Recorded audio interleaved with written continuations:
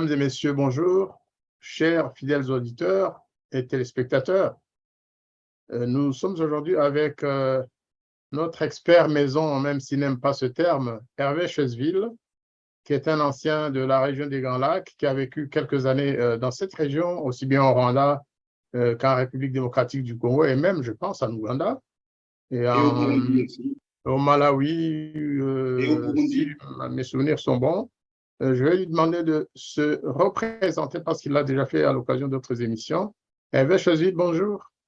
Bonjour. Eh bien oui, comme vous l'avez dit, c'est Hervé Chesville. Je vous parle depuis Bastia en Corse.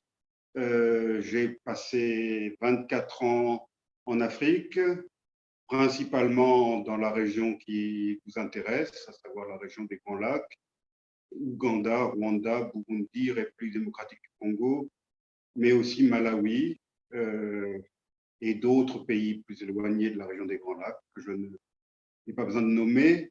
Et je suis l'auteur de 9 livres. Un 10e va sortir le mois prochain. Que dire encore? Je crois que c'est suffisant. J'ai toujours travaillé dans le secteur humanitaire, que ce soit les Nations Unies ou des diverses ONG internationales.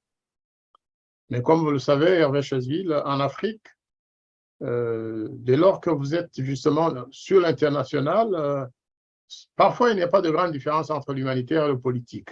Vu par les populations locales, c'est vrai qu'ils savent, les Africains, faire la distinction entre un bon humanitaire et un humanitaire qui travaille pour les puissants. Ça, c'est une réalité aussi. Pour ma part, je me qualifie d'humanitaire engagé. Engagé, c'est-à-dire que vous prenez des positions par rapport aux événements d'Afrique C'est-à-dire et que je d'ailleurs. ne ferme pas ma bouche quand il y a des choses à dire ou à dénoncer. Voilà, exactement. Nous sommes aujourd'hui, je pense qu'on ne doit pas regretter ou donner l'impression de ne pas être au courant de ce qui se passe dans cette contrée, dans la région des Grands Lacs. Il y a tellement d'événements. Ce n'est pas ce qui manque, hein, malheureusement, des événements qui sont par ailleurs assez défavorables à nos populations. Défavorable est un faible mot. C'est des événements qui provoquent la mort, la fuite, l'exil à de multiples populations d'Afrique des Grands Lacs et actuellement surtout du Congo. La guerre ne peut être que défavorable aux populations, quel que soit le continent. Et les événements qui se déroulent actuellement dans le Nord Kivu et dans le Sud Kivu, même si on n'en parle pas beaucoup, on fait semblant de ne pas savoir ce qui s'y passe, en Ituri et ailleurs, c'est des événements qui provoquent aussi la haine entre les populations de ces pays, entre surtout les Rwandais et les Congolais, parfois entre les Rwandais et les Burundais, et les Ougandais, pourquoi pas. Aujourd'hui, nous allons principalement aborder les relations entre le Rwanda, accusé d'agression contre la RDC, entre le Rwanda donc et la République démocratique du Congo. Pour commencer, comme entrée en matière, nous allons visionner 2 vidéos, très courtes vidéos, mais qui donnent vraiment la mesure de la souffrance qui règne dans cette région. Si vous permettez, donc, nous allons partager à nos auditeurs. La première vidéo montre les populations qui fuient les régions de Rutshuru et de Bunagana. On ne sait même pas trop où c'est, mais on voit que c'est cette population. On entend des voix parfois qui parlent Swahili, d'autres qui parlent le Kinyarwanda, d'autres qui parlent les langues locales. Et ça traduit le drame actuel. La deuxième vidéo sera plus de nature à provoquer un peu d'émoi, parce que quand on voit la haine entre les populations frontalières congolaises et rwandaises, on se dit, mais où va l'Afrique? Et surtout, où va l'Afrique des Grands Lacs? Donc, nous partageons avec nos auditeurs la première vidéo qui montre la fuite ou le départ en exil, je ne sais pas, des populations congolaises suite aux attaques du M23, le M23 qui est qualifié par la République démocratique du Congo comme un mouvement rebelle terroriste qui a attaqué le Congo à partir du Rwanda et avec l'aide du Rwanda. Voici la vidéo en question. Ensuite, vous allez nous la commenter, Hervé Chosville.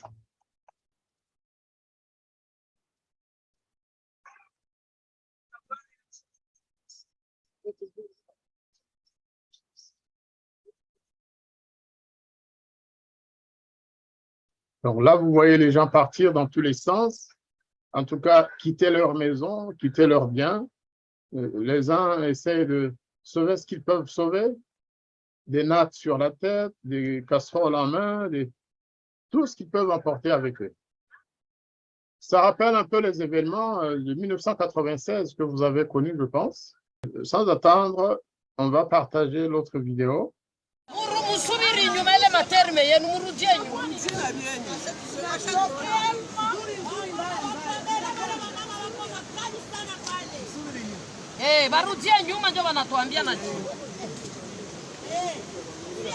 Kesho senkera tunalamkia ku frontiere, hakuna kuku kuvuka, maziwa ngombe hakuna, hata mwenye Rwanda kesho kuvuka. Tunachoka.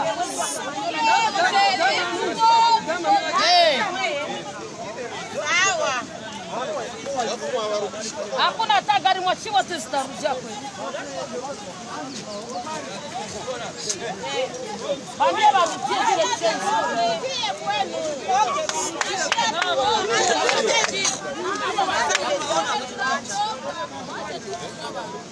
Subiri nyuma.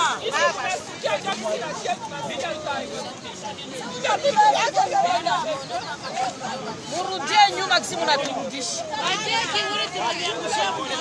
Kesho na shia hakuna maziwa kupita, kuku kupita, sombe, ngombe. Tunachoka. Tutarudia kwetu tulimaliza mwaka mbili tunapata kwetu. Usini filme mwenye Rwanda. Hapa tuko netre, tunaweza kukupiga. Samoneza jiona. Banaona sabo njoba balisha jiona. Hapa tuko netre, tunaweza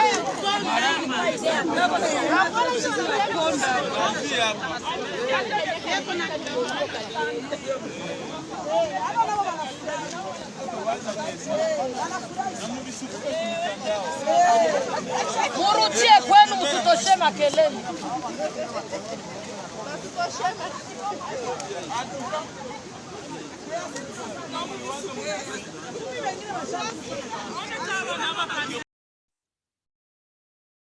Alors, cette scène se passe il y a à peine 24 heures et c'était sur le pont de Rusizi 2.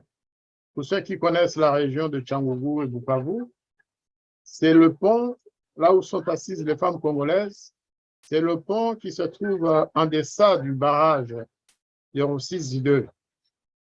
Donc, les femmes congolaises sont assises sur le pont, à même le pont, en disant « Aucun Rwandais ne doit traverser le pont pour entrer en RDC. » Parce qu'elles sont frustrées de voir tout ce qui se passe contre leur pays. Elles disent qu'elles sont fatiguées des agressions répétées venues du Rwanda. Donc, je vous demanderai là aussi, vous connaissez cette région, de, si possible, nous commenter. C'est à peine une centaine de mètres entre Bukavu et Cyangugu. Et là, les femmes congolaises sont fatiguées des agressions et ont décidé d'occuper le terrain, de joindre leur voix à celle de leurs frères et les militaires des FARDC qui essaient de contenir les agressions rwandaises. Comme vous voyez, la tension est assez grande entre les populations de notre, je l'ai dit à plusieurs reprises, cette région a d'un côté des Rwandais qui parlent d'ailleurs souvent le machi sur cette partie du pont. Du côté rwandais, Amururu, Mutongo, ce sont des populations qui parlent machi au départ, qui ne connaissaient pas le Kinyarwanda jusque dans les années, je me rappelle, parce que c'est là que j'ai fait mon école primaire, jusque dans les années 60, il y avait encore beaucoup de citoyens de cette région qui ne parlaient pas le Kinyarwanda, qui l'ont appris après l'indépendance. Et de l'autre côté, donc, c'est leurs cousins qui ne veulent plus les voir aujourd'hui. Hervé Chosville, au même moment, les Nations Unies viennent de confirmer la présence des troupes rwandaises en RDC. Je vais vous laisser introduire cette question. Je suppose que vous avez lu les articles divers de la presse internationale sur cette question. Et que signifie d'ailleurs ce rapport des Nations Unies? Ce n'est pas la première fois qu'on parle de la présence du Rwanda en RDC, des pillages des ressources, et ça continue. Et la MONUSCO est là. Bon, pour commencer, je dois dire que je n'ai pas lu le rapport. Je crois qu'il n'a pas encore été rendu public. Je n'en sais que ce qu'en ont dit les médias, RFI ou autres, BBC ou autres. J'en ai lu des extraits, je pense, enfin des citations en tout cas.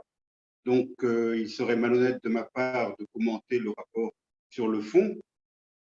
Cependant, en écoutant RFI Afrique, comme je le fais tous les matins, en me rasant ce matin, je dois dire que j'ai ressenti une immense lassitude.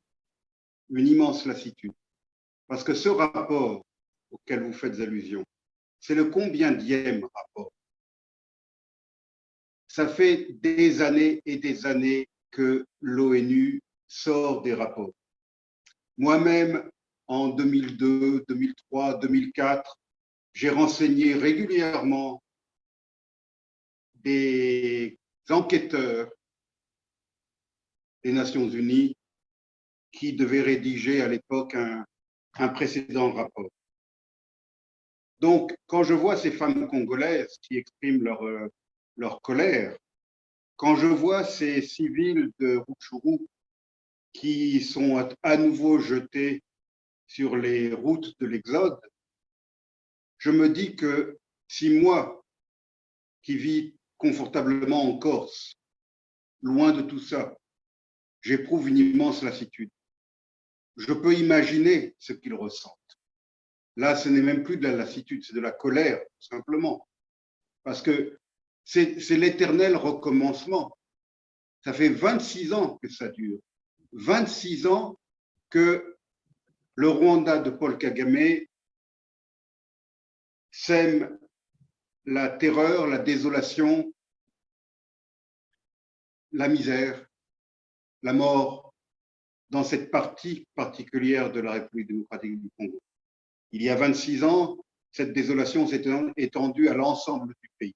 Mais en tout cas, depuis 26 ans, sans discontinuer, la région du Kivu, la région de l'Ituri vit dans la peur, dans la terreur, et chaque fois on annonce une nouvelle rébellion, et je mets des guillemets, je ne sais pas si vous les avez entendus, mais je les mets, ces guillemets, avant et après le mot rébellion, et chaque fois on annonce un nouveau rapport sur ce qui se passe et sur les allégations concernant l'ingérence rwandaise.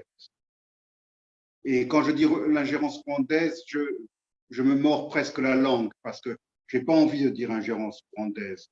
Je dirais plutôt ingérence kagamesque. Parce que le Rwanda, que j'aime beaucoup par ailleurs, ne se résume pas à Paul Kagame.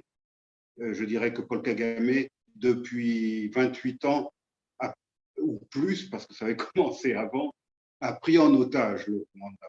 Et aujourd'hui, depuis 26 ans, il parle en son nom, depuis 28 ans, il parle en son nom, et il donne une image détestable de ce pays et du peuple rwandais. Donc, voilà, moi j'éprouve beaucoup de lassitude, parce que ça fait, pour ma part, j'ai commencé à dénoncer ces agissements de Paul Kagame en République démocratique du Congo. Si, je ne veux pas dire de bêtises, mais je crois que j'ai commencé à les dénoncer en 2001 ou 2002, même avant. En tout cas, mon premier bouquin est sorti en 2003, et depuis, je n'ai jamais cessé de dénoncer ce qui se passe dans l'Est du Congo. Je n'ai jamais cessé d'essayer de me faire l'écho des pleurs des gens de la région de Beni-Butembo qui sont victimes de massacres presque quotidiens. Je n'ai jamais cessé de me faire l'avocat des gens de Goma, ville qui a été prise et reprise et qui est toujours menacée d'une éventuelle énième prise par la soldatesque. Je n'ai jamais cessé non plus de me faire l'avocat des gens de Bukavu qui, en 2004, avaient été victimes d'une reprise de Bukavu par cette même horde, par ces mêmes hordes. Alors, quels que soient les noms qu'on leur donne, aujourd'hui on les appelle M23, mais tout ça, de toute façon, ce sont des faux-nez, ce sont des masques pour cacher la véritable nature de ces groupes armés qui ne sont que des groupes armés made in Rwanda, qui sont fabriqués de toutes pièces au Rwanda. Imaginez que l'océan Indien borde le Kivu et que la République démocratique du Congo ne soit pas frontalière du Rwanda. Est-ce que vous croyez à un seul instant qu'il y aurait des rébellions après d'autres rébellions sans discontinuer pendant 26 ans? Non. S'il y a des rébellions sans discontinuer, c'est tout simplement parce qu'il y a une frontière commune entre le Congo et le Rwanda. Donc là, je pense que trop, c'est trop, c'est assez. Nos hommes politiques, qu'ils soient français, belges, ou allemands ou américains, n'ont pas de mots assez durs pour dénoncer les agissements de Vladimir Poutine en Ukraine. Et ils ont raison de le faire. Mais que n'utilisent-ils pas les mêmes mots depuis 26 ans pour dénoncer Paul Kagame? Vladimir Poutine est responsable de la mort de combien? Quelques dizaines de milliers de personnes. C'est abominable, c'est abject, il faut le dénoncer et j'espère qu'un jour Poutine comparaîtra à la CPI. Mais malgré tout, quand on parle de Paul Kagame, on ne parle pas en dizaines de milliers de morts, on parle en millions de morts. Donc, jusqu'à quand ça va durer? Jusqu'à quand va-t-on garder le silence? Pas moi, parce que moi, je n'ai pas cessé d'ouvrir ma bouche, comme je l'ai dit tout à l'heure, mais nos grands médias, nos politiciens, jusqu'à quand vont-ils garder le silence sur les agissements de ce criminel de guerre, de ce génocidaire, puisque le mot a été inventé, je crois, pour parler du génocide des Tutsis, donc je l'utilise aujourd'hui pour parler de Paul Kagame. Jusqu'à quand va-t-on dérouler le tapis rouge pour ce monsieur? Il faut que ça cesse à un moment. Il faut que les grands de ce monde, je dirais pas ouvrent les yeux, parce que les yeux, ils les ont ouverts. Ils sont parfaitement au courant. Qu'on ne vienne pas me dire qu'Emmanuel Macron n'est pas au courant des agissements de Paul Kagame. Il est parfaitement au courant. Les différents présidents qui se sont succédés à Washington l'étaient également.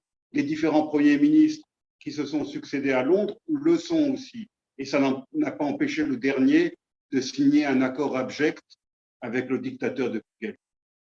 Donc aujourd'hui, oui, je suis très, très las, très remonté, ça peut se sentir, et très en colère, parce que ce rapport, c'est le énième rapport. Le énième rapport. Il faudra en produire encore combien pour que enfin le monde se réveille et prenne et agisse pour faire cesser ces agissements. Je vous remercie beaucoup pour cette analyse qui n'est qu'un préliminaire en fait, parce que là, vous venez de pointer du doigt deux problèmes. Ce n'est pas le premier rapport que les Nations Unies font sur la situation d'insécurité qui prévaut au Congo depuis plus de 26 ans. Il y a eu d'autres rapports. Il y a eu des rapports sur le pillage des ressources. Il y a des rapports sur justement les assassinats des populations locales et même des réfugiés rwandais. Il y a eu le rapport Mapping, le plus grand de tous et le plus documenté. Là, vous mettez en exergue en fait le problème d'impunité, disons les choses. Lorsqu'un criminel massacre, pille et s'en va, qu'il n'y a pas de poursuite, qu'il n'y a pas même pas d'admonestation, eh bien, qu'est-ce qui empêche le criminel de revenir? et de récidiver. Pensez-vous que l'impunité est pour quelque chose dans la régence actuelle des agressions sous forme de M23, mais en fait, qui cache la forêt rwandaise? Donc, le Mais bien sûr, M23 n'est qu'un petit arbre, le M23, qui cache la forêt des agressions rwandaises. bien sûr, Paul Kagame a parfaitement compris que l'impunité lui était garantie. J'espère que ce ne sera pas le cas toujours, mais depuis 26 ans, il s'est rendu compte que tout ce qu'il a fait est passé comme ça, comme une lettre à la boîte. Donc, il se sent invulnérable et il pense qu'il peut continuer ce petit jeu. Mais je pense qu'à trop tirer sur cette corde, ça va finir par se retourner contre lui. D'ailleurs, Félix Tshisekedi, le président congolais, lui, il a grandi à Bruxelles, il a vécu à Bruxelles, il n'a pas souffert dans sa chair de ce qui s'est passé à l'est du Congo. Il était loin du Congo quand tous ces drames ont eu lieu. Donc, peut-être qu'au début, quand il est arrivé au pouvoir, il ne se sentait pas trop personnellement concerné. Et il a fait des tentatives pour établir des relations amicales, voire fraternelles avec Paul Kagame. Ça lui a été beaucoup reproché dans son pays. Il n'a pas été payé en retour. Donc, pour que M. Tshisekedi, qui était un homme bien disposé, je dirais, à l'égard de Paul Kagame, finisse par se mettre en colère, c'est que là, je pense que Paul Kagame a franchi une ligne rouge qu'il n'aurait pas dû franchir. Au lieu de profiter des bonnes dispositions de Tshisekedi, il recommence, il nous remet sur la table le même scénario que les années précédentes avec un faux mouvement de rébellion, un mouvement de rébellion made in Rwanda, comme je l'ai dit tout à l'heure. Mais enfin, je pense que j'ai parlé de Tshisekedi, mais Tshisekedi n'est pas le seul. Je pense que maintenant, dans tout le Congo, de l'Est à l'Ouest, il y a vraiment un sentiment de colère et de ras-le-bol contre les agissements du Rwanda. Et maintenant, les Congolais demandent le départ de la MONUSCO et souhaitent envoyer leur armée envahir le Rwanda. Ils le disent ouvertement. Je ne suis pas certain qu'ils y parviennent, mais effectivement, je crains que ça finisse par un conflit ouvert entre les deux pays, cette histoire. Alors qu'encore une fois, M. Tshisekedi était plutôt bien disposé. Vous avez parlé de petits jeux. Hein. J'imagine que vous ne voulez pas dire que les incursions du Rwanda en RDC constituent un petit jeu. Il y a derrière des intérêts. Quels sont, d'après vous, les intérêts du Rwanda et peut-être quand on parle d'impunité, ça veut dire qu'il y a des complices qui permettent qu'il y ait impunité. Bon, j'en ai cité quelques-uns tout à l'heure, en parlant des dirigeants français, américains, anglais, mais il y a également ces multinationales qui font des affaires. Le Rwanda qui exporte le coltan, l'or, les diamants qu'il ne possède pas. Donc, il y a complicité. Le Rwanda, rappelons-le, est quand même un pays qui n'a pas d'accès à la mer. Donc, pour que ce trafic continue jusqu'à maintenant, c'est qu'il y a des complicités en Occident, et pas seulement en Occident, peut-être aussi en Chine ou en Russie, j'en sais rien, voire en Israël aussi, bien sûr, pour que ce petit jeu, ce jeu abject, pas petit jeu, ce jeu abject, ces trafics se poursuivent jusqu'à présent. Si le monde entier cessait d'acheter le coltan qui vient du Rwanda, d'acheter les diamants qui viennent du Rwanda, d'acheter l'or qui vient du Rwanda, et d'autres ressources encore. Je pense au bois précieux en ce qui concerne les Chinois. Est-ce que vous pensez que Paul Kagame pourrait continuer encore longtemps à poursuivre ses activités? Je ne le pense pas. Contre Poutine, on prend des sanctions qui lui font pas très mal, mais on cherche à diminuer les achats de gaz et de pétrole. Bon, là, il ne s'agit pas de gaz et de pétrole, il s'agit d'autre chose. Mais pourquoi est-ce que... Il y a quelques années, à l'occasion de la sortie d'un grand film hollywoodien, on parlait des Blood Diamonds, les diamants du sang. Bon, pourquoi est-ce qu'on ne cesse pas de commercialiser ce coltan du sang, ce bois du sang, cet or du sang, ces diamants du sang, là aussi? Je pense que c'est le seul moyen. Il faut taper là où ça fait mal. Ben, à mon avis, plutôt que de l'empêcher de vendre ces diamants et ce coltan et cet or, l'idéal serait de l'empêcher d'accéder et de pratiquer ce pillage qui est devenu le sport le mieux pratiqué par le gouvernement rwandais en RDC.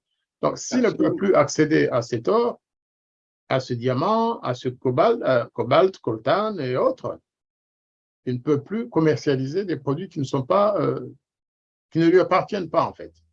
Donc, la première chose, c'est libérer la route. Et on ne peut le faire que par des voies militaires. Le problème, c'est la pieuvre mafieuse, parce que c'est une économie mafieuse. Je sais de quoi je parle. On dénonce souvent les dérives mafieuses qu'on peut avoir ici en Corse. Mais je pense que ce qui se passe depuis 26 ans dans l'Est de la République démocratique du Congo, c'est bien une économie mafieuse qui a été mise en place. Et pour tuer la pieuvre, pour couper ses tentacules, eh bien, c'est très, très, très compliqué.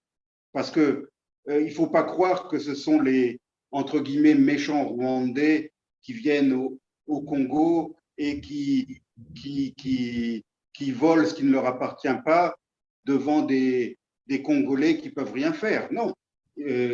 Cette pieuvre mafieuse a bien sûr des ramifications congolaises.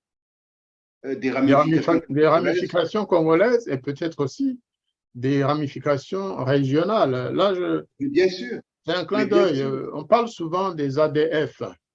Mais bien sûr. Les ADF. Mais quand je parle de ramifications ou de tentacules mafieuses, je pense bien sûr au secteur économique, mais pas seulement. L'armée congolaise, à force de signer des accords de paix qui permettent la réintégration d'anciens rebelles, etc., l'armée congolaise a longtemps été gangrénée, et elle l'est certainement encore, d'officiers qui ont une double allégeance. Donc, tant que tout ça, tant que ces structures mafieuses implantées en RDC par le régime de Kigali depuis 26 ans n'auront pas été éradiquées, le problème continuera, le problème perdurera. Là, je pensais justement à cette mafia qui est tentaculaire et qui est devenue régionale. Je commençais à parler des ADF. Les ADF, c'est une force rebelle d'origine ougandaise. Parlons-en des ADF. Installée au Congo, mais dont on dit qu'elle est ougandaise. Parlons-en justement des ADF. Parce que moi, il se trouve que je suis un témoin de la naissance des ADF. Je me trouvais en Ouganda lorsque, en 1996, les ADF ont mis à sac la région ouest de l'Ouganda, la région de Fort Portal, Kasese, tous les contreforts du Rwenzori. Ça a duré pratiquement 2 ans, où toute cette région qui était pourtant, que j'ai connue très calme lorsque je suis arrivé en Ouganda, il y a des parcs nationaux magnifiques où j'avais l'habitude d'aller, on pouvait faire du trekking dans le Rwenzori. Bon, du jour au lendemain, c'est devenu l'enfer. Museveni, à l'époque, a mis le paquet pour anéantir cette rébellion. Moi-même, j'étais responsable au PAM pour pour acheminer de la nourriture aux déplacés dans l'ouest de l'Ouganda, victimes des ADF. Donc, je suis témoin de ce qu'était l'ADF à l'origine. Et puis, du jour au lendemain, l'armée ougandaise a réussi à reprendre le contrôle. Il n'y a plus d'embuscade, il n'y a plus d'attaque, mais ils se sont réinstallés, parce que je pense qu'ils étaient avant, ils se sont réinstallés de l'autre côté de la frontière, toujours dans les contreforts du Rwenzori, mais côté congolais. Et c'était une partie de l'armée ougandaise ou c'est une rébellion née comme ça spontanément? À l'époque, c'était des rebelles qui avaient pris les armes pour renverser Museveni. Alors, comme je l'ai dit, ça c'était l'origine. Maintenant, qu'est-ce qui s'est passé depuis? Ils sont partis au Congo, ou ils se sont retournés au Congo. Et depuis, ils ont vivoté dans ces confins du Congo, proche de l'Ouganda et dans les contreforts, dans le Rwenzori.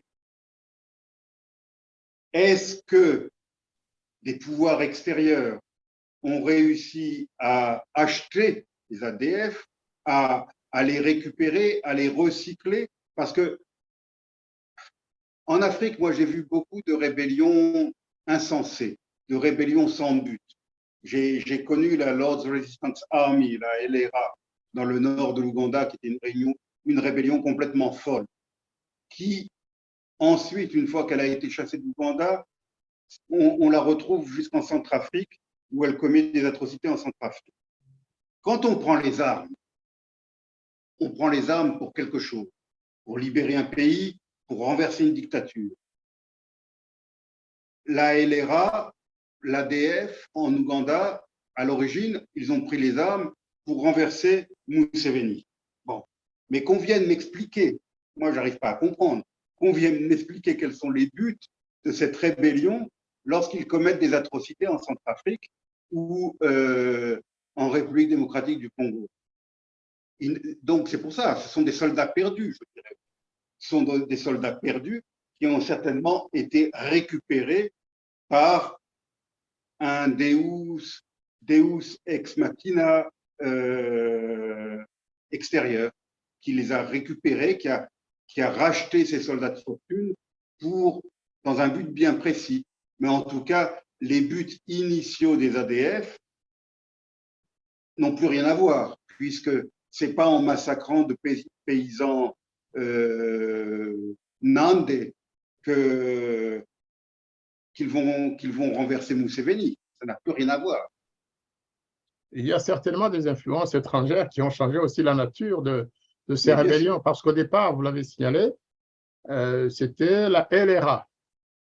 La LRA, oui. C'est ça Au nord. La LRA était au nord, et ensuite l'ADF est apparu à l'ouest. Donc sans relation du tout. Les deux n'avaient aucune relation. Non. Parce que la LRA était d'essence évangélique, chrétienne.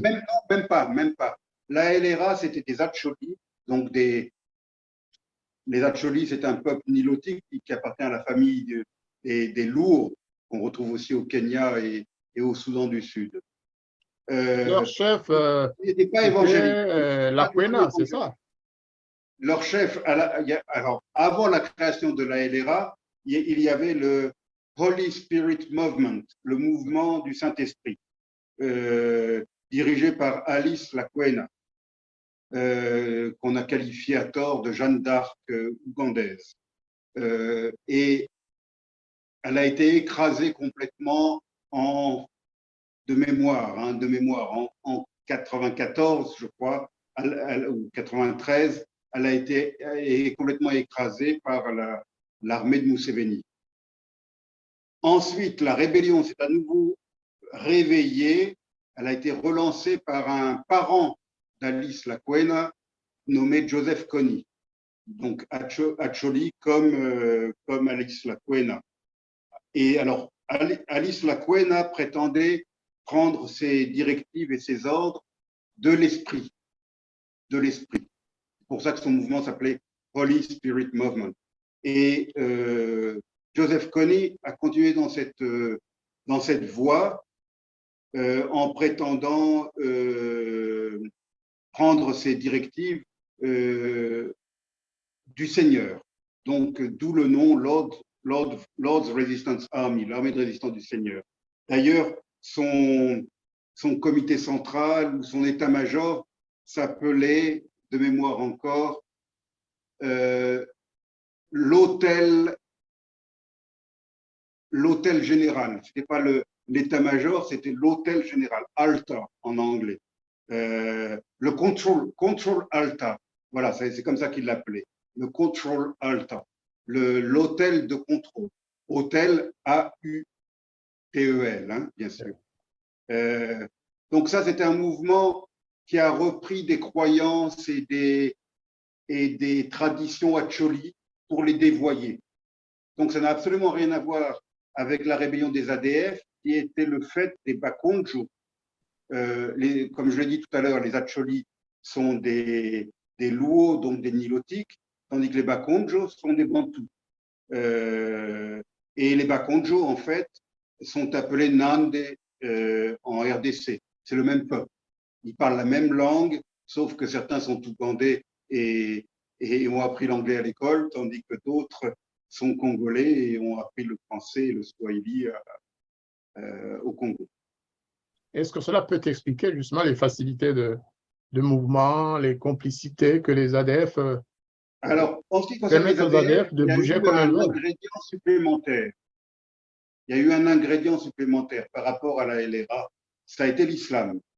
Parce que les Bakonjo sont chrétiens dans leur majorité, mais très vite, le mouvement ADF a pris une tournure islamiste, fondamentaliste.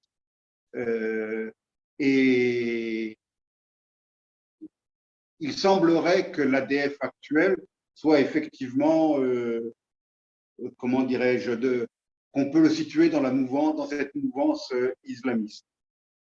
Alors, après la victoire remportée par l'armée ougandaise contre Alice Lakwena et son mouvement, les ADF entrent en jeu.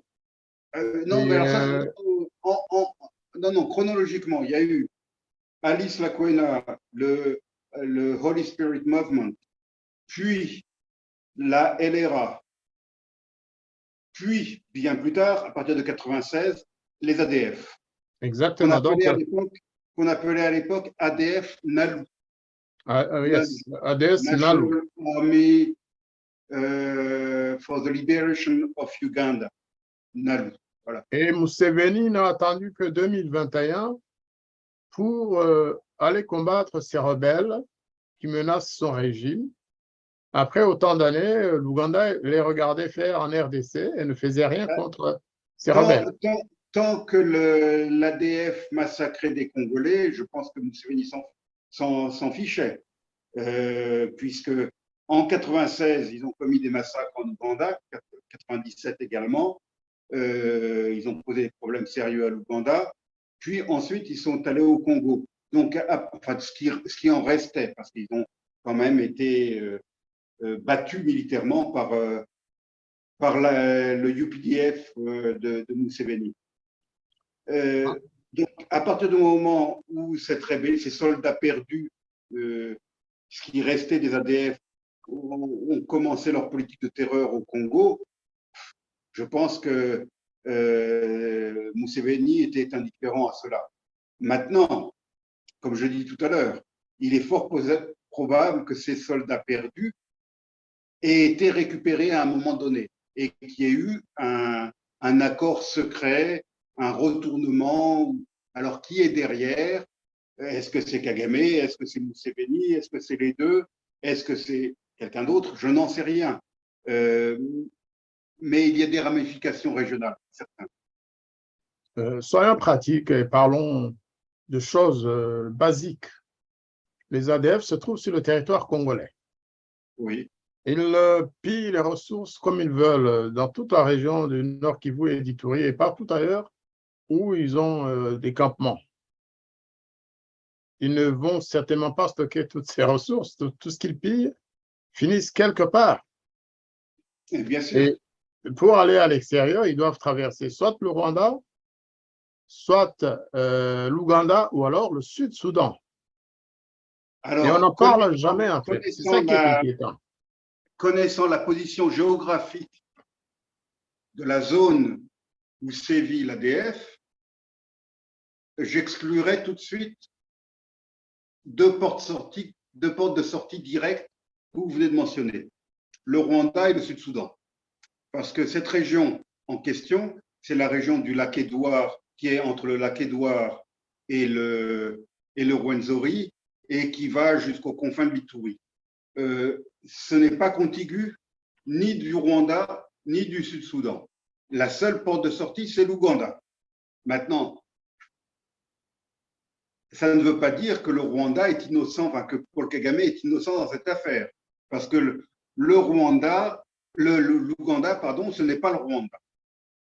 Les frontières de l'Ouganda sont très perméables. L'Ouganda, il y a pas mal de corruption en Ouganda. Et je pense que très longtemps, les services de Paul Kagame faisaient un peu ce qu'ils voulaient en Ouganda.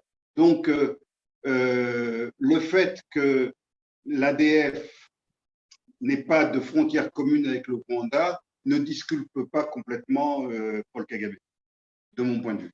Ni Museveni, parce que souvent, on philosophe, on fait des analyses géopolitiques, mais en fait, on ne se pose pas les vraies questions. Où passent les produits pillés par les ADF? Sinon, il y a eu quand même un rapprochement grâce au fils de Museveni ces derniers temps entre les deux compères. Sachant aussi, il faut le dire, Hervé Chosville, il faut dire que certains chefs des ADF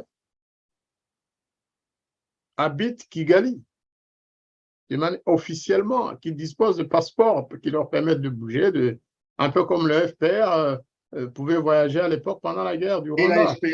Et la SPLA, je me souviens de l'époque. Bien sûr, la SPLA, c'était surtout Museveni. Où les chefs de la SPLA circulaient dans le monde entier avec des passeports ougandais. Tout à fait, tout à fait. Maintenant, il apparaît concrètement, lorsqu'on pense géopolitique, mais de terrain, géographie plutôt, moi, je me pose vraiment la question de savoir si Museveni n'est pour rien dans tout ce que font les ADF en RDC, parce qu'il aurait pu aussi faire autre chose plutôt que de proposer d'envoyer son armée. Depuis que l'armée est là, est-ce que les ADF ont souffert de la présence des Ougandais en RDC? Je ne pense pas, pas vraiment de façon sensible. Est-ce que ce n'est pas justement grâce à la nouvelle union ougando-rwandaise, grâce au fils du président Museveni, le général Muhoozi, est-ce que ce n'est pas ça qui a un peu, comme si on disait, vous les Moi, je vais vous répondre de l'autre côté, et nous, le Rwanda, on entre à Goma et Rutshuru et autres, on va se rencontrer quelque part pour protéger les frontières communes de nos deux pays avec la RDC. Il y a comme un semblant de complicité quelque part. Je vais vous répondre en historien.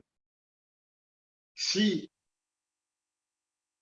en janvier 1986, la NRA, National Resistance Army de Yoweri Museveni n'avait pas gagné la guerre civile ougandaise, et n'avait pas pris le pouvoir à Kampala, est-ce qu'il y aurait eu une guerre au Rwanda? Est-ce qu'il y aurait eu un génocide au Rwanda? Est-ce qu'il y aurait eu la guerre en RDC, les guerres en RDC? Est-ce qu'il y aurait eu la victoire de la SPLA au Soudan du Sud? Est-ce qu'il y aurait eu les ADF et tout le reste, la LRA, etc. Donc, en tant qu'analyste féru d'histoire, je dirais l'origine du problème, c'est l'arrivée au pouvoir de Yoweri Museveni en Ouganda en janvier 86. Tout découle de là. Tout découle de là.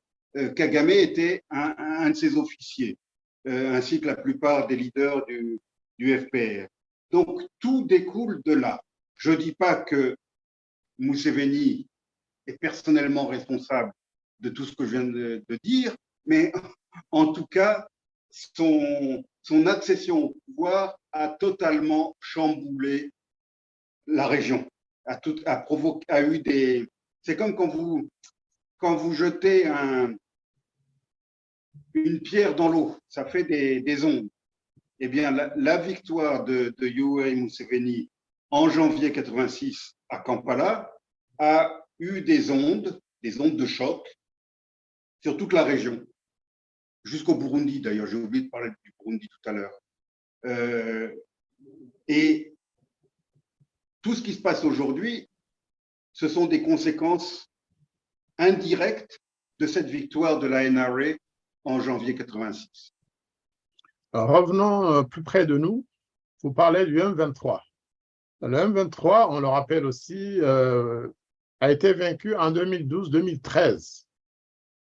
Et les troupes donc, de ce mouvement, qui étaient là aussi financées, armées par l'Ouganda et le Rwanda, eh bien, les rémanences de ce mouvement se sont dispersées. Une partie est allée en Ouganda avec le général Makenga et une autre partie, une autre aile, est allée à Kigali. Ils ont été soi-disant rassemblés dans des campements comme des réfugiés ou en tout cas comme des militaires vaincus sur le terrain. Et là, 2021, un peu avant peut-être aussi, on ne le disait pas, plus récemment, le M23 a réattaqué ou s'est retrouvé au Congo. Nous avons découvert un mouvement rebelle qui s'appelait M23, avec les mêmes chefs, mieux armés qu'avant, avec des effectifs renouvelés, plus jeunes, plus nombreux aussi, en RDC. Revenons à votre analyse pragmatique de terrain, là aussi. Nous avons l'Ouganda à l'est de la RDC, le Rwanda à l'est aussi, et qui partagent la même frontière. Comment se fait-il, sincèrement, si on veut ne rien occulter, si on veut dire la vérité, comment se fait-il qu'il y ait eu jonction de nouveau en territoire congolais de ces deux ailes du M23? Celle qui était allée en Ouganda avec Makenga et l'autre de Kigali qui se trouvait dans un camp quelque part. Et ils se retrouvent comme ça par hasard, par un coup de magie. On les retrouve à Rutshuru et aujourd'hui à Bunagana, à la frontière ougandaise, qui tiennent la frontière, avec tout ce que cela implique, avec le passage maintenant plus facile des ressources pillées en RDC devant le regard complaisant de l'armée ougandaise et du général Muhoozi. Comment cela a-t-il pu être possible sans l'assentiment ou le soutien ou l'accord de ces deux pays, l'Ouganda et le Rwanda? Il me semble que tout à l'heure, nous avons évoqué la réconciliation entre le père et le fils, entre Museveni et Kagame. Donc, s'il y a eu une réconciliation à ce niveau-là, eh bien, cette réconciliation ne peut qu'avoir n'a plus qu'avoir suscité un phénomène similaire à des échelons inférieurs, y compris au sein des mouvements que vous évoquez. Donc, cette réconciliation, réunification du M23 et son apparition aux confins de l'Ouganda et du Rwanda ne peut être qu'une conséquence de cette réconciliation au sommet. Donc, on peut, comme les Congolais le font, affirmer sans embâche et sans se tromper que le Rwanda et l'Ouganda sont derrière la nouvelle guerre enclenchée par leur proxy, le M23. J'aime tout à l'heure, j'ai répondu avec une image que je vais reprendre. Pensez-vous que si la RDC se trouvait à Madagascar et occupait la position géographique de Madagascar, pensez-vous que la RDC souffrirait de rébellions récurrentes? D'ailleurs, à Madagascar, qui a beaucoup de problèmes, Madagascar, hein, de pauvreté abjecte, de sécheresse, de corruption, tout ce qu'on veut. Est-ce qu'on a beaucoup entendu parler de rébellion depuis 1960, depuis l'indépendance? À ma connaissance, il n'y a jamais eu de rébellion. Et pourtant, il y aurait eu bien des motifs de prendre les armes à un moment ou à un autre pour essayer de changer la situation. Ça n'a pas été le cas. Donc, pourquoi est-ce que c'est le cas dans l'Est du Congo? C'est le cas parce qu'il y a des ingérences, des manipulations de l'autre côté de la frontière. Donc, il y a des ingérences, mais pensez-vous que cela soit possible que des troupes dites d'essence congolaise ou d'origine congolaise qui sont rassemblées dans un camp quelque part à Byumba ou je ne sais où en Ouganda, pensez-vous que cela soit possible que ces gens se lèvent un matin ou un soir, qu'ils traversent le territoire rwandais pour se retrouver à Rutshuru? Sans... Moi, j'aimerais que vous le dites. Que vous le disiez. C'est possible, je le dis clairement, c'est possible, comme ça l'était entre 90 et 94, comme ça l'était en 96, pour des gens qui avaient été formés à Nakivale, un endroit que je connais bien, qui avait servi de camp d'entraînement du FPR en territoire ougandais, hein, dans le district de Mbarara. Ces gens qui étaient formés à Nakivale, on les a retrouvés ensuite au Zaïre, au Congo.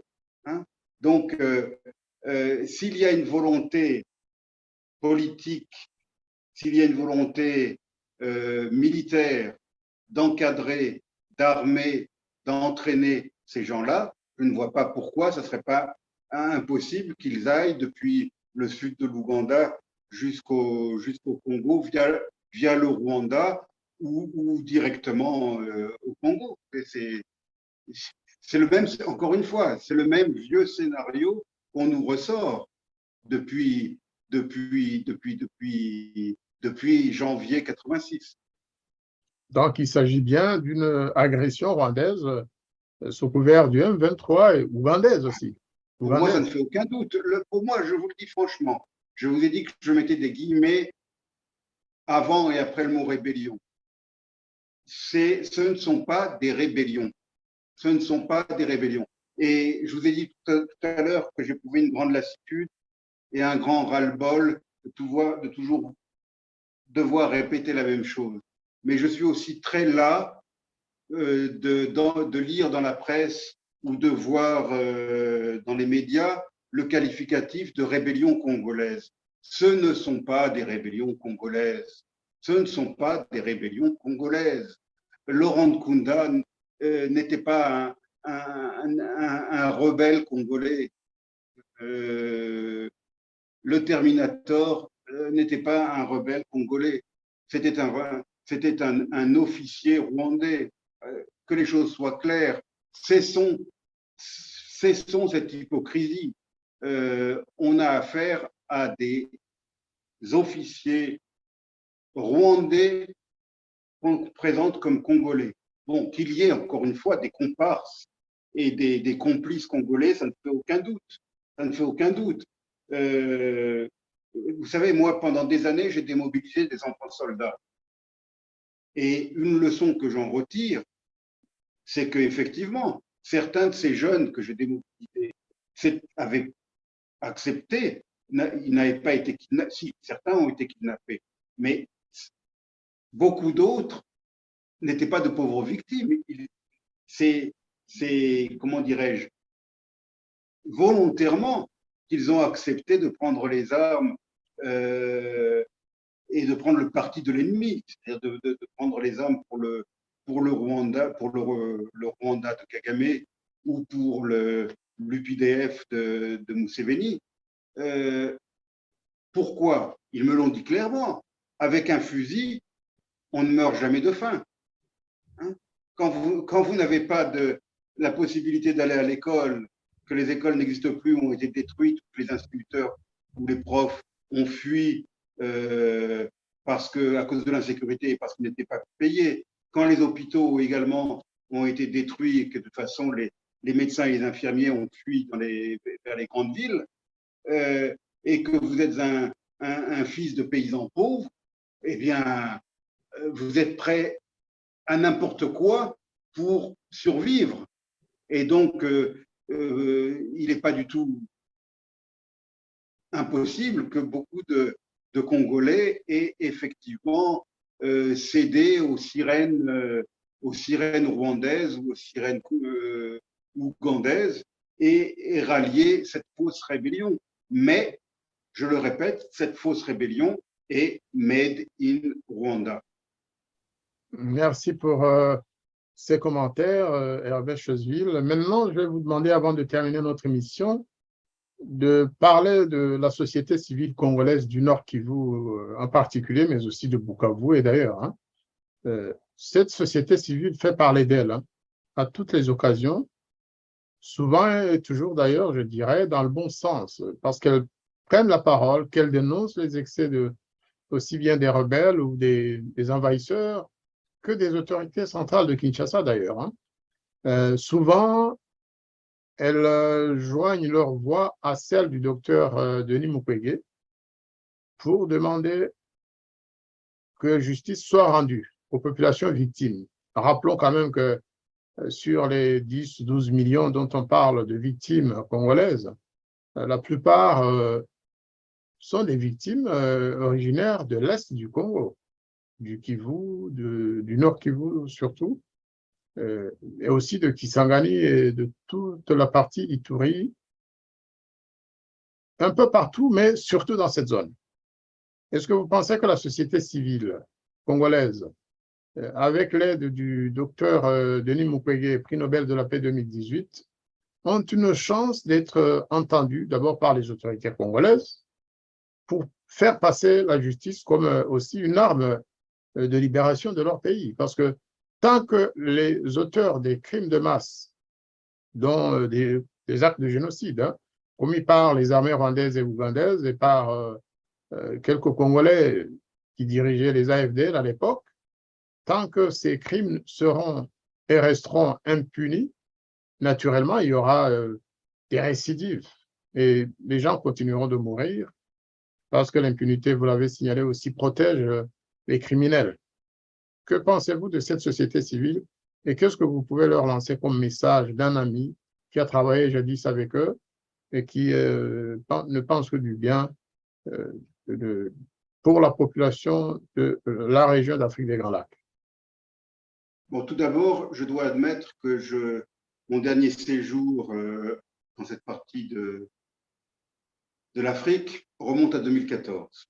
En 2014, j'avais séjourné à Bukavu une dernière fois. Enfin, j'espère y retourner, mais en tout cas, le dernier séjour en date remonte à 2014. Beaucoup d'eau a coulé dans la Ruzizi depuis 2014, donc je ne pourrais pas parler avec autorité de l'état de la société civile en 2022. Je ne le connais pas. Malgré tout, j'ai effectivement collaboré avec tous ces gens issus de la société civile, responsables d'ONG locales, religieux, protestants, catholiques ou autres, à l'époque.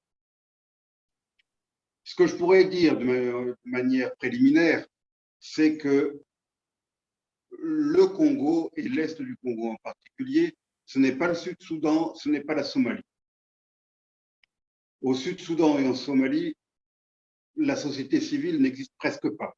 Pourquoi? Parce que la majorité des Sud-Soudanais et des Somaliens étaient pas ou peu instruits du fait des circonstances qui ont prévalu dans leurs pays respectifs depuis des décennies. Tandis que les Congolais sont des gens instruits. L'analphabétisme, je ne sais pas quel est le taux d'analphabétisme dans l'Est de la RDC, mais il doit être relativement minimal. Donc, nous avons affaire à une population relativement instruite et les leaders d'opinion de cette société civile dont vous avez parlé sont des gens instruits. Ils sont tous allés à l'université, ils ont des diplômes. Donc, il ne s'en laisse pas compter. Il ne s'en laisse pas compter, contrairement à un malheureux éleveur de vaches sud-soudanais ou éleveur de chèvres somalien. Ce n'est pas le cas en RDC. Et je n'ai aucun mépris pour les Sud-Soudanais ou pour les Somaliens. J'ai travaillé au Sud-Soudan. J'aime beaucoup les Sud-Soudanais, toute ethnie confondue, et j'ai le plus grand respect pour eux. Donc, ce n'est pas du tout dévalorisant. Mais je ne peux que constater une différence de niveau d'éducation entre ces populations de l'Est du Congo et cette société civile de l'Est du Congo et ce que j'ai pu voir dans d'autres contrées. Donc, je suis persuadé que ces leaders d'opinion ont les moyens intellectuels et ont la conscience politique et nationale suffisante pour donner leur opinion et pour influencer le reste de la population. C'est pour ça que j'ai dit au début de l'émission que je suis persuadé que trop, c'est trop. Et que ce qui pouvait passer en 96 ou en 98 ne passe plus aujourd'hui. Parce que les leaders d'opinion actuels, hein, nous sommes en 2022, les leaders d'opinion actuels, ils ont quel âge? Ils ont 30 ans, ils ont 40 ans. Bon. Il y a 22 ans, c'était encore des enfants ou des adolescents. Et ils ont eu leur enfance et leur adolescence perturbées, et le mot est faible, par ces invasions à répétition et ces exodes à répétition. Donc, je pense que les adultes qu'ils sont devenus aujourd'hui ne sont plus prêts à accepter ce qu'ont accepté leurs parents. Et ça, c'est quelque chose que Paul Kagame n'a sans doute pas compris. Souvent, on se moque du Congo en disant que c'est un pays continent, qu'il n'y a pas de conscience nationale, que les gens de l'Ouest, les gens de Kinshasa, se fichent éperdument de ce qui se passe au Kivu. Mais moi, je vais vous faire une confidence. Pendant les années que j'ai passées dans l'Est de la RDC, j'ai constaté une chose. C'est qu'effectivement, autrefois, il y avait la conscience nationale congolaise de l'Est à l'Ouest, du Nord au Sud, pouvait peut-être faire défaut. Mais aujourd'hui, cette conscience nationale, en tout cas pour la région qui nous intéresse, c'est-à-dire l'Est, elle existe. Et elle existe grâce à qui? Grâce à Paul Kagame. Parce que Paul Kagame, avec toutes ses atrocités, avec toutes ces guerres à répétition, ces fausses rébellions, il a réussi à renforcer la conscience nationale des Congolais. Des Congolais qui, comme je l'ai dit, étaient enfants quand tout ça a commencé. Donc aujourd'hui, je pense qu'ils se sentent plus que jamais Congolais et ils en ont assez qu'un petit voisin. Le Rwanda est un petit voisin. Mettez-vous à la place d'un Congolais, cet immense pays de combien? On ne sait même pas combien il y a d'habitants. Peut-être que la population, en ce moment, avoisine presque 100 millions d'habitants. On n'en sait rien, parce qu'il n'y a pas eu de recensement. Certainement un peu plus selon certaines sources statistiques internationales.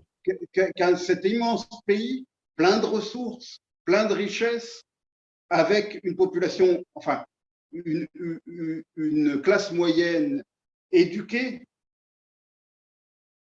comment peuvent-ils tolérer encore que ce grand pays se fasse piétiner par un petit voisin grand comme 2 ou 3 départements français?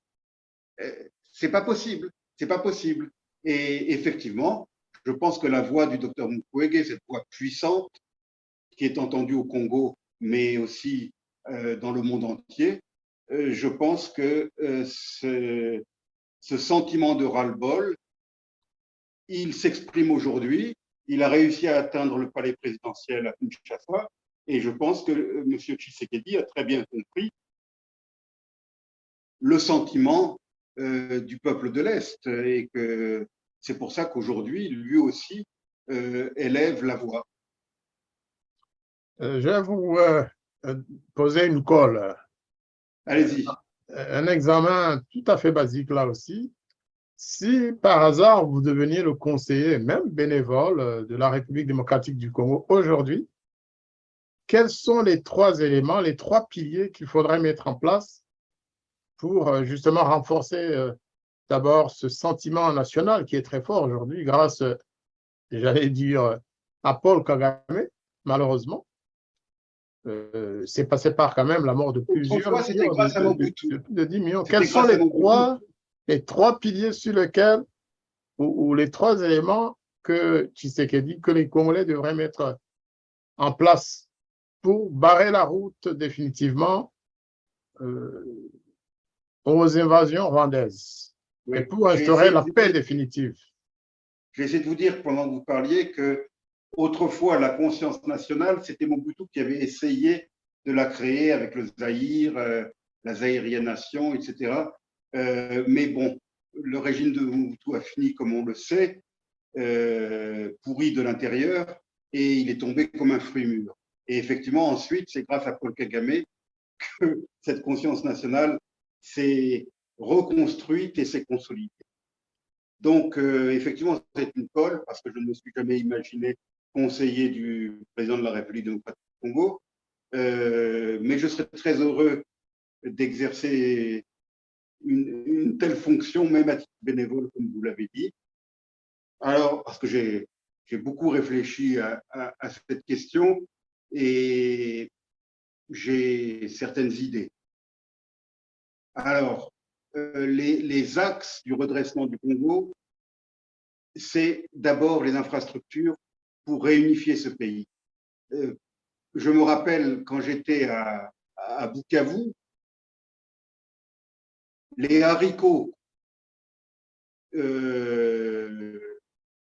qui étaient récoltés à Beni ou à Butembo, qui étaient vendus à Kinshasa, ils partaient d'abord à travers l'Ouganda et le Kenya, mis sur un bateau à Mombasa, faisaient tout le tour du cône sud de l'Afrique, par l'Afrique du Sud, donc, avant de remonter et d'être débarqués à Matadi ou à Boma pour atteindre Kinshasa.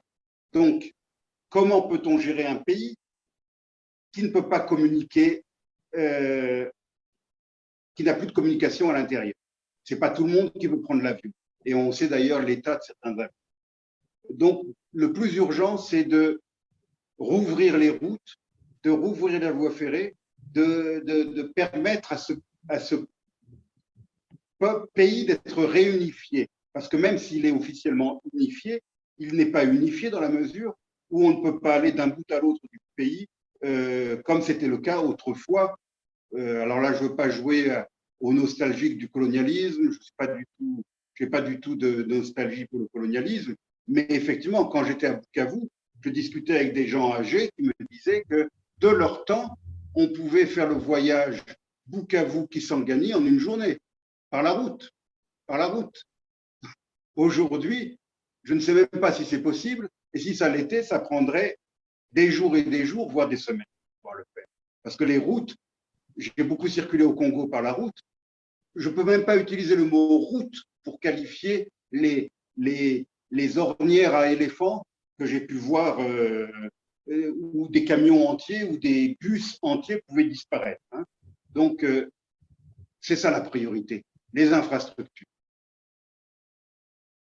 La deuxième priorité, c'est d'avoir une politique étrangère active pour faire reconnaître ce qui s'est passé au Congo et pour dénoncer, pour faire du lobbying, pour faire savoir ce qui s'y passe aujourd'hui. Il faut une politique étrangère active. Le Rwanda a été très proactif pour vendre son image de Singapour africain, une image tout à fait fictive, mais enfin, ils l'ont bien vendue. Il n'y a qu'à taper Rwanda sur Google ou sur Yahoo, pas Yahoo, mais YouTube, pardon, et vous verrez apparaître des vidéos magnifiques qui vous montrent le degré de développement atteint par le par le Rwanda, la ville propre de Kigali, son beau conference center, etc., etc.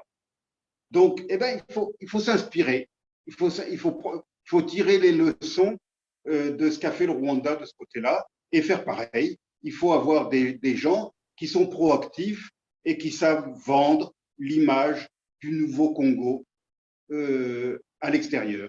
Donc, ça, c'est la deuxième priorité. Troisième priorité, bien sûr, mais qui pourrait être la première, en fait. Parce que là, je parle, vous m'avez pris au dépourvu, hein, donc c'est une colle, comme vous l'avez dit, et je n'ai pas eu le temps de réfléchir avant d'énoncer ces priorités. Mais pour moi, la priorité essentielle, c'est l'éducation. Préparer la génération de demain, justement pour que les erreurs du passé ne se répètent pas. Parce que là, ça fait 26 ans que les mêmes scénarios se répètent. Donc peut-être que si on faisait ce qu'il fallait au niveau de l'enseignement, de la préparation des générations futures, peut-être qu'on armera davantage le Congo pour mieux résister aux tentatives de déstabilisation et de partition ou d'ingérence telle qu'on le voit depuis 26 ans. Moi, j'allais vous compléter en disant que la priorité des priorités, c'est évidemment la sécurité et la paix du territoire congolais pour pouvoir d'abord sauvegarder cette souveraineté, hein, protéger le territoire congolais, parce qu'on ne peut pas développer un territoire en guerre.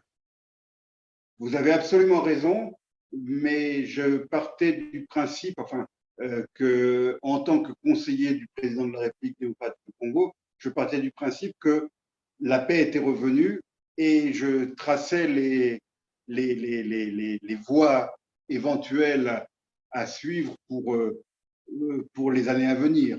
Mais effectivement, dans l'état actuel du Congo, la priorité numéro 1, c'est la sécurité, c'est évident. Voilà pourquoi j'avais parlé de colle. Parce qu'en fait, aujourd'hui, rien n'est possible dans ce pays. J'entends tous les jours développer des projets, des constructions de routes, alors qu'à l'est de la République, les gens dorment à l'extérieur, les gens fuient leur pays. Construire des routes pour qui? Si les populations sont obligées de fuir la région. Donc, à la limite, aujourd'hui, la priorité des priorités, ce serait une armée forte et nationale. Bien sûr. Si les routes sont ouvertes ou réouvertes, ça permettra au commerce de reprendre. J'ai donné l'exemple des haricots Nande qui passent par Mombasa, Durban, avant d'arriver à Kinshasa. C'était un exemple parmi d'autres, c'était caricatural, mais c'est vrai pour tout. Les vivres, parce que le Congo est un pays béni des dieux. Quand on plante dans une partie de ce pays, on récolte dans une autre partie de ce pays. Donc, si les voies de communication étaient fonctionnelles, on ne mourrait pas de faim au Congo. Parce que ce qui est récolté aujourd'hui au sud pourrait être vendu au nord et inversement, en fonction des saisons. Donc, je reste persuadé que, bien sûr, c'est comme je l'ai dit tout à l'heure, la réunification concrète de ce pays grâce aux infrastructures. Mais bien sûr, la sécurité est essentielle et je ne sais pas si, bon, je sais que M. Trump voulait construire un mur à la frontière du Mexique. Je sais que l'Union européenne, la Grèce ou autres construisent des murs sur ses frontières extérieures avec la Turquie ou autre. Je ne sais pas si un mur avec le Rwanda serait la solution. Moi, je suis contre les murs d'une manière générale. J'espère que lorsqu'il y aura un nouveau pouvoir au Rwanda, j'espère que la solution du mur ne sera plus une solution nécessaire et que les deux pays pourront avoir des relations apaisées et des relations commerciales pour le bénéfice des peuples des deux côtés de la frontière. Mais effectivement, je pense que cette frontière, non seulement rwandaise, mais aussi ougandaise, est par trop perméable et qu'il faut faire quelque chose à ce niveau-là. Vous avez pleinement raison. C'est un cercle vicieux que seule la paix pourra casser parce que il n'y a qu'à penser au projet commun ougando-congolais de construction d'une route de Bunagana à Goma, ou plutôt de Kassini, je pense, du nord, d'un peu plus au nord, donc de Kassini, qui passe par Bunagana et Goma, Rwanda, naturellement. Cette route avait été annoncée il y a un an, je pense. Les machines étaient là, tout était en place, et puis la guerre a commencé. Vous savez, les travaux n'ont pratiquement jamais commencé hein, du fait de la guerre. Donc, voilà une infrastructure qui était attendue et qui était convenue entre les deux pays, Ouganda et Congo, qui n'a pas pu démarrer. Il y a tant de projets qui pourraient être bénéfiques pour l'ensemble de la région. Aujourd'hui, je pense, sans me tromper, qu'on peut aller en voiture depuis Alexandrie jusqu'au Cap, en Afrique du Sud. Alexandrie en Égypte jusqu'au Cap, puisque bon, la situation au Sud-Soudan est redevenue à peu près, enfin, c'est un petit peu stabilisé. Je pense qu'on peut le faire. Et l'Afrique du Nord au Sud, c'est beaucoup plus de kilomètres que l'Afrique de l'Est à l'Ouest, surtout au niveau où se trouvent le Congo et le Rwanda. Donc, une route transafricaine depuis Mombasa jusqu'à Boma ou jusqu'à Matadi, est-ce que ce ne serait pas un projet formidable qui permettrait Parce que quand j'entends ces panafricanistes de salon qui parlent de l'unité africaine, etc., ben, il faut commencer par des choses concrètes. Et effectivement, mettre à bas les frontières et construire des axes routiers qui permettent de circuler d'une partie à l'autre de l'Afrique. C'est ça le véritable panafricanisme. Ce n'est pas des grands slogans ou des grands discours. Vous avez raison. En fait, ce plan existe. Hein, le plan d'intégration africaine, eh bien, c'est ce qu'on appelait, je pense, à l'époque, le plan d'action de Lagos. Eh bien, c'est un plan qui a été bien construit par des experts des Nations Unies et des experts africains à travers l'OUA. Mais ce plan, une fois encore, n'a pas pu être mis en exécution parce qu'il y a des guerres partout. C'est ça le problème. Et parce que l'Afrique n'a pas de moyens de construire toutes ces infrastructures routières, toutes ces routes, donc, eh bien, il y avait Mombasa, Lagos, ou même plus loin, Dakar, hein, et Dakar, puis, voilà, et puis Alexandria, jusqu'au Cap, Alexandria, c'est ça, hein? Oui. Et jusqu'au Cap, donc tout ça a été prévu. C'était le vieux rêve colonial, vous savez. Les Britanniques, ils avaient pour ambition d'avoir un chemin de fer qui aille d'Alexandrie jusqu'au Cap. Et au même moment, les colonialistes français avaient pour ambition de faire la même chose, mais entre Dakar et Djibouti. Et naturellement, les deux impérialismes se sont rencontrés à Fashoda et ça n'a pas pu avoir lieu. Voilà, nous avons, je pense, échangé, hein, nous avons eu un bon échange sur la question qui était à notre ordre du jour aujourd'hui. C'était la RDC, c'était les guerres de l'Est du Congo, c'était aussi les questions de droits de l'homme et d'impunité, de justice. On n'a pas répondu à toutes les questions, mais on a essayé de... Ce n'est pas un débat qui met aux prises des spécialistes, comme on le voit souvent sur des chaînes africaines ou autres, mais on a essayé de se compléter et les questions ont été posées. Maintenant, on va peut-être réfléchir davantage et revenir pour parler. Moi, j'aimerais bien creuser la question du M23. Comment le M23 s'est retrouvé au Congo en traversant des pays tellement contrôlés comme le Rwanda, à l'insu des autorités rwandaises. Alors que au Rwanda, même un paysan qui circule à travers le territoire, eh bien, on le suit.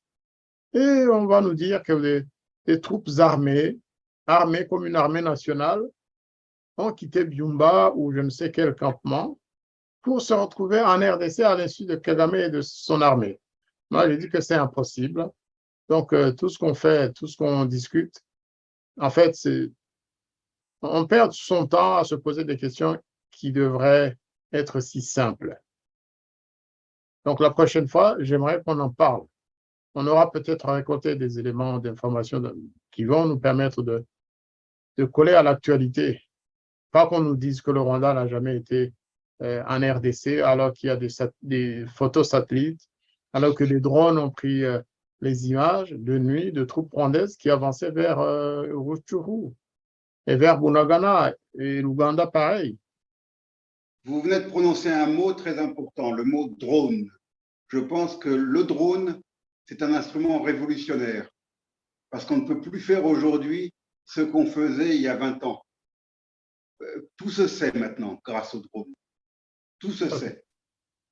Le drone, c'est un instrument d'espionnage et d'observation imparable, et c'est aussi une arme imparable qui amène les états-majors, même des plus grandes puissances militaires mondiales, à redéfinir complètement leur stratégie. Parce que finalement, il vaut mieux avoir beaucoup de drones que beaucoup de tanks. Eh bien, Hervé Chosville, je pense qu'on va arrêter là ce soir notre entretien parce que j'avais pensé à d'autres sujets, mais nous sommes déjà à 2 heures. Nous avons fait 2 heures d'émission, ce qui est contraire à nos habitudes. La prochaine fois, très bientôt d'ailleurs, on va s'organiser pour que nous puissions parler de l'actualité internationale, de l'Ukraine peut-être, parler de Taïwan, parler de Karabakh également, où la guerre comprend. Dans d'autres régions du monde que vous connaissez très bien. Aujourd'hui, je pense que le sujet congolais nous suffisait et je vous remercie beaucoup d'avoir apporté autant de lumière en une seule émission. Merci pour votre invitation. C'est toujours un plaisir d'échanger avec vous. Merci et notre bonjour à tous nos amis corses. Avec plaisir, je n'y manquerai pas.